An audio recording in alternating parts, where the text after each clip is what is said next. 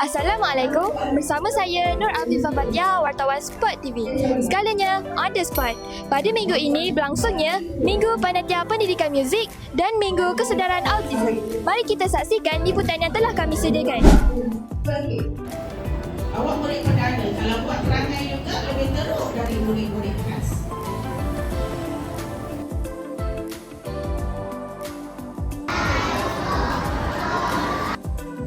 Satu, dua,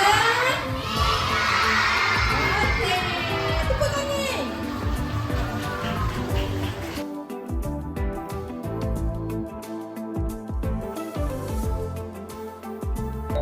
Assalamualaikum cikgu.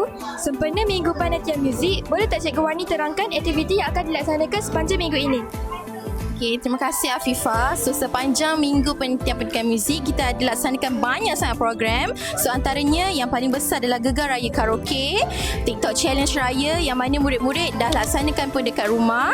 Okay, kita ada warna simbol notasi, kemudian teka bunyi irama, It's Time for Choir, jom main recorder, serasi bersama dan rentak tersembunyi. Jadi saya berharap semua murid-murid SKPD join dan masuk sebab kita ada hadiah menarik menanti anda. Okay?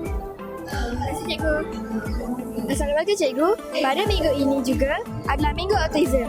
Boleh cikgu terangkan aktiviti yang telah dirancang pada minggu ini? Okey, pada minggu ni kita akan adakan Minggu Kesedaran Autism. Pelbagai aktiviti telah dirancangkan. Antaranya kita ada senam aerobik, kita ada aktiviti membuat cap tangan pada kain rentang. Kita akan ada pertandingan mewarna logo, kita akan ada mini sukaneka dan kita ada latihan, kita ada bakat cilik untuk PPKI. Itu saja. Terima kasih.